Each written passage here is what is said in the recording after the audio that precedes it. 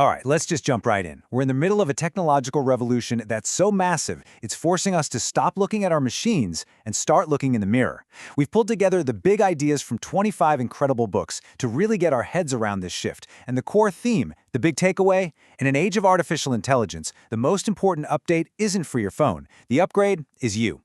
And look, the stakes here, they could not be higher. You know, every single one of the thinkers we looked at, they all say the same thing. We are at a fork in the road.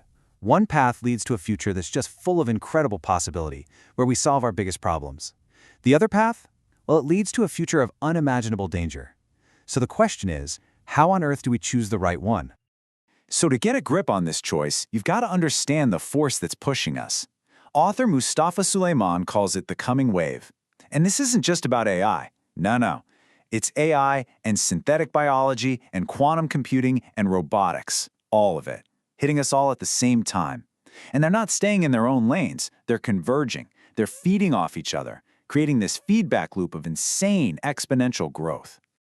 You know the best way to think about this? It's literally like we're playing with Legos. Each of these new technologies, AI, genetics, you name it, is like a fundamental building block. And for the very first time, we can just snap these incredibly powerful blocks together in almost any combination we can dream of. You can combine AI with synthetic biology to design new medicines, or quantum computing with materials science to create batteries we can't even imagine. It's a total game changer. Okay, but wait, how can we, you and me, who aren't quantum physicists, play with these crazy advanced Legos? Well, the answer is something called technology abstraction.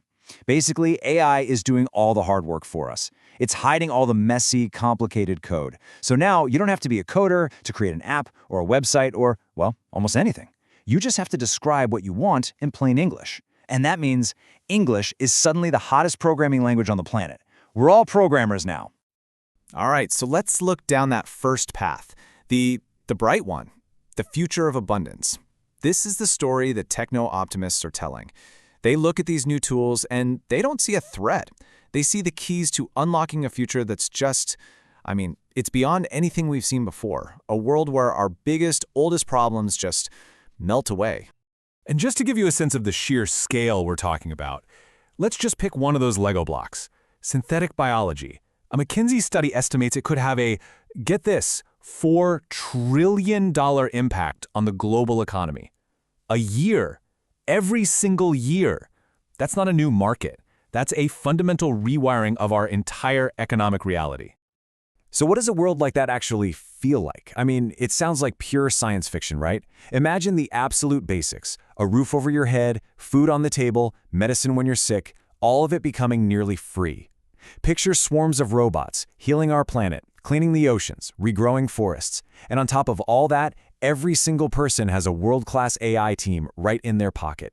Wow, that's the dream. But you knew there was a but, right? Every dream casts a shadow, and the shadow from this wave is long and it's dark. Now we have to look down that other path. For every promise of abundance, there is a very real and maybe even greater risk of total peril. This is the flip side, the profound danger that comes with this kind of uncontrollable power. And the warning signs are blinking bright red. Think about it like this. When we unlocked the power of the atom, we got clean energy, but we also got Chernobyl.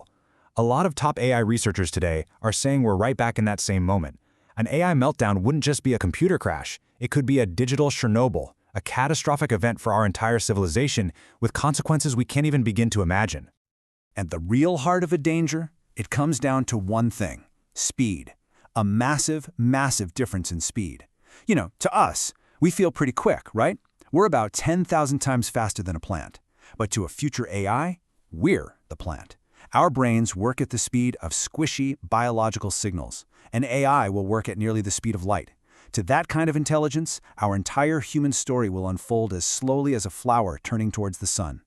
And that insane speed gap, it creates all these other huge risks. You get this crazy concentration of power with just a handful of tech companies. You get the potential for mass surveillance that makes 1984 look quaint, and it all leads to the big one, the existential threat, the idea that a superintelligence might not see us as its creators, but just, a collection of atoms that it could use for something else. Chilling stuff. So this leads us to what is maybe the single most important question of our lifetime. If these machines are on a path to outthink us, outcreate us, and just plain outmaneuver us in every way imaginable, what's left for us to do? I mean, really, what is our role in a world like that? Well, the answer starts by tearing down one of our most basic beliefs. Our whole definition of intelligence, logic, reason, computation, is actually kind of arrogant and really, really narrow. We've built our entire civilization on this one specific type of brainpower, and now we're just building machines that are way, way better at it than we will ever be. And that brings us to this pretty profound conclusion. The real way forward, the path that navigates between utopia and dystopia, it's not about building a smarter AI or finding some magic regulation. Nope. The way forward is inward. The most important upgrade isn't external, it's internal. It's about upgrading our own consciousness. Because when you really look, intelligence is everywhere. It's just not the kind we're used to. Think about an octopus. It has a separate mind in each of its arms. Or how trees in a forest talk to each other through this massive underground network. Even the bacteria in your gut are like a second brain, affecting how you think and feel. Our logical brain is just one tiny note in this incredible cosmic symphony of awareness. So the big question is, how do we tap into all that other intelligence? Well, there's a way. It's what the Yogi Sai guru calls inner engineering. And look, this isn't some mystical, vague concept. He calls it a technology, a set of real, practical tools to manage what's going on inside you, to create a little space between you and the crazy chatter of your mind. It's about literally engineering your own interior world. And that brings us to the biggest takeaway of all. You, your body, your mind, are the single greatest piece of technology on this planet, period. Infinitely more complex and amazing than any AI we could ever build. But here's the catch. Most of us were never given the instruction manual. We don't even know where the keyboard is. So we just let this incredible machine run on autopilot, constantly reacting to the outside world instead of creating our experience from the inside out. So, at the end of the day, we're left with one final and really personal choice. As the machines get better and better at all the logical, computational stuff, the real human work is what's left. The work of awareness, of compassion, of wisdom, of consciousness. The machines are getting their upgrade. That's a given. The only real question left is, will you?